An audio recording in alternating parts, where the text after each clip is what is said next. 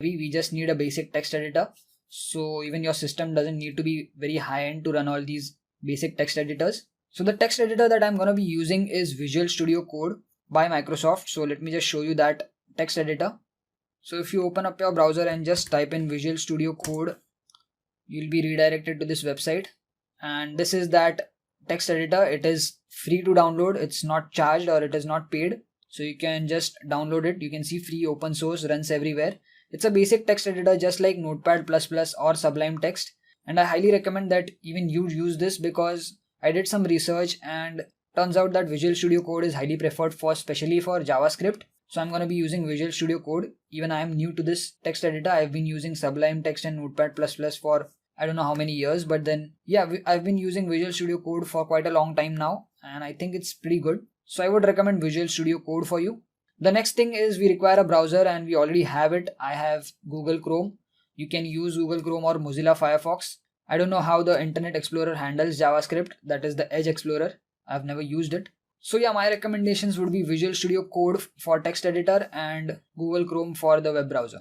So the reason why we don't need any kind of other IDE is because these browsers, that is the latest Google Chrome or Mozilla Firefox or any other latest browser, actually comes along with the JavaScript engine that runs the JavaScript code in-house itself, So JavaScript is interpreted, and basically the part that runs or executes the JavaScript is already embedded in these browsers. And also most of these browsers, that is the latest browsers, have JavaScript by default enabled. So in your case, if it is not enabled or if it's not working, especially for the Chrome, you just go to the settings, search for JavaScript.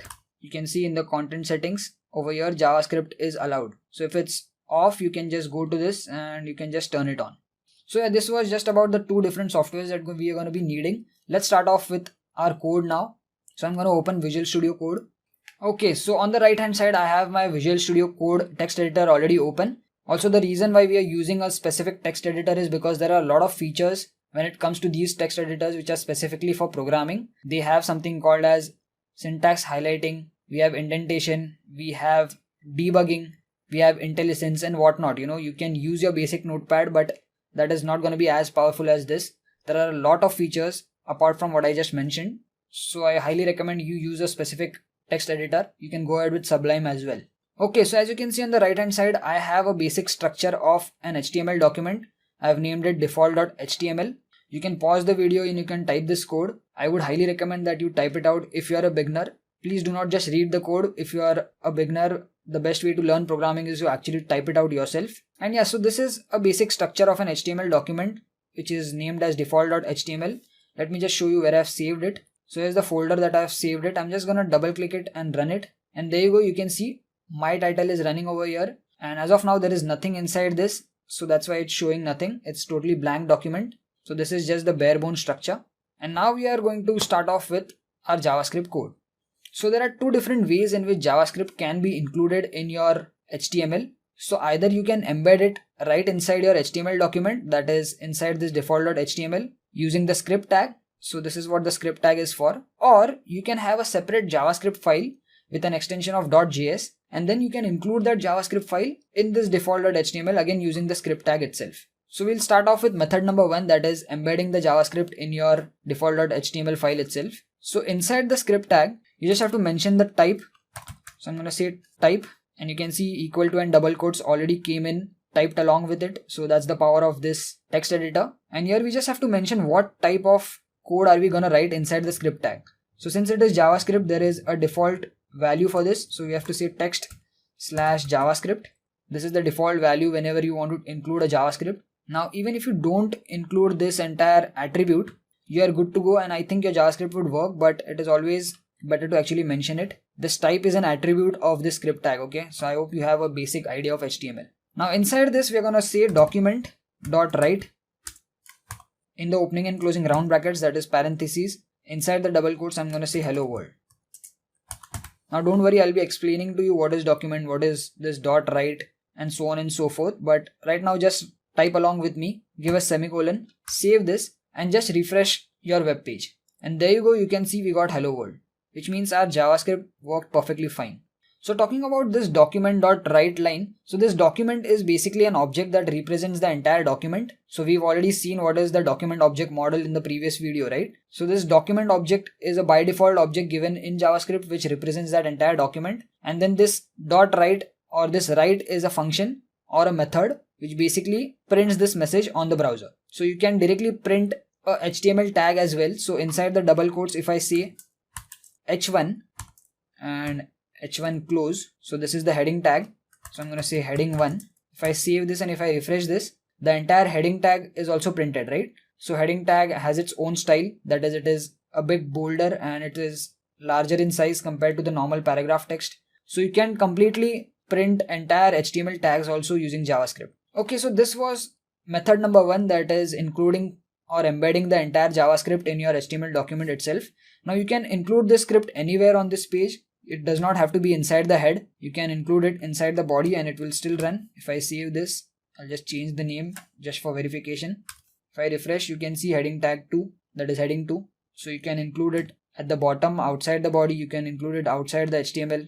If I keep it at the end and change the heading to heading 3, save it and run this, you can see it is working perfectly fine. Now typically when the JavaScript code is of a lot of lines, so let's say you have 100 lines of code, typically then the JavaScript is included at the bottom of the file, because whenever your document is loaded, whenever you run this default.html and the browser renders it, it takes a lot of time if JavaScript is at the top, right? Because it goes line by line. So it has to load all the JavaScript code first and then render the all divisions, all the sections and all the parts of the HTML tags. So that's why typically when the code is large and when it's going to be performing a lot of activities, it is included at the bottom. But in our case, we can include it anywhere initially because our JavaScript initially is going to be very small and it won't have an effect on the performance.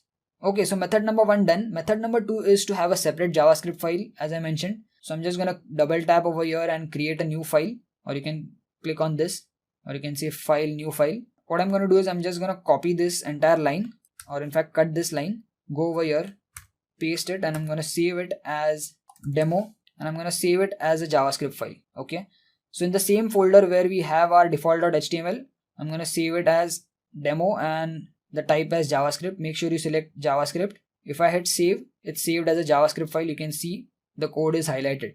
I'm just going to cut this and put it in the head. So if you go to the file explorer, you can see that we have our default.html and we have our separate demo.js file.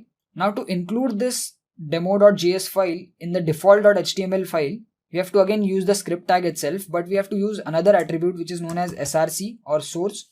Hit enter and you can see equal to and double quotes already there. And now we have to navigate where the JS file is. So since it is in the same folder, we just have to give the name of the file, that is demo.js. And these have .js as extensions. If I hit save, let me just go in the .js and let me make some changes.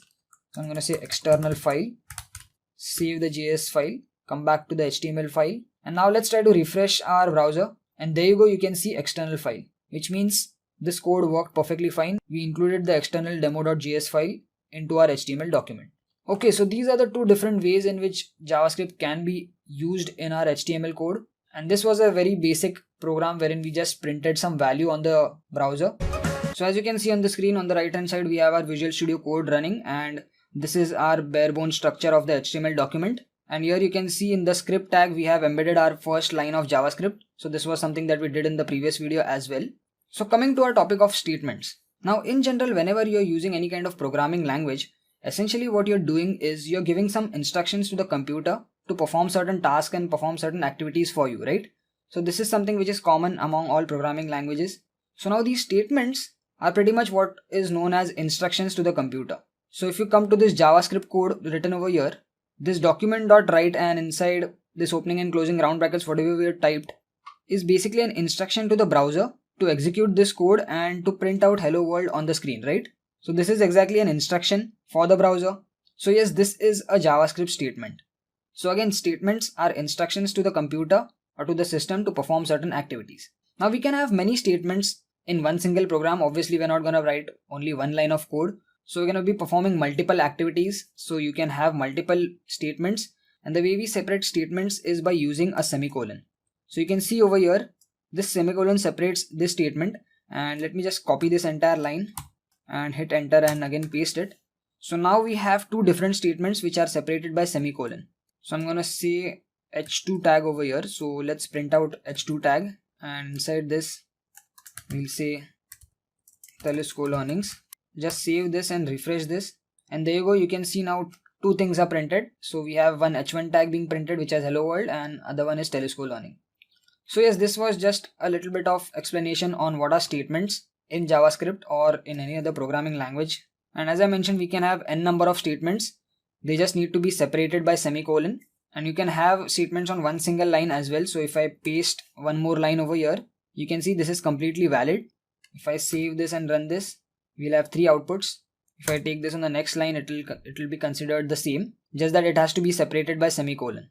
Now we can have multiple things in statements. We can have variables, we can have function calls, we can have something running in the background or doing some other task and whatnot. You can have something that is performing some animations and so on and so forth. Of course, we haven't discussed variables, data types, functions, and we'll be covering that in further videos. So that's why I have not included anything over here. But yes, you get the point, right? Anything that is performing certain task is a statement in JavaScript. Now coming to the comments. So comment is a line in programming in JavaScript or in any programming that does not have any effect on the program. So a single line comment starts from double slash. So you can see double slash over here, forward double slash, and you can see this is a comment. Now if I save this and if I run the document or refresh the HTML document again, you can see there is nothing happening over here because this is a comment and it does not affect how the program runs, okay, how JavaScript runs. So you must be wondering, why do we need comments? So in general, a comment is just added to remind the programmer of what the activities are happening. So just besides this document.write, I can see in comment that we are printing hello world. So this is just a note for the programmer so that he remembers what he is doing in the program. Now this is irrelevant when you are typing very small code. Let's say you're writing 10 lines of code, and after 20 days you come back and again read through that, you'll easily understand. But in real world scenarios, when you're writing like 100 lines of code, 200 lines of code, or even more than that, in that case, if you write a 500 line of code and come back 20 days and again go through that code, you'll be like, oh my god, what is this, right? So you'll be confused. So that's where comments come into picture, and it is a very good habit to always have comments wherever necessary. So this was single line comment. There can be multi-line comment as well. So let's say you want to comment out all these three lines together. So you start off with forward slash and you say star, and then to end the multi-line comment, you again say star and forward slash.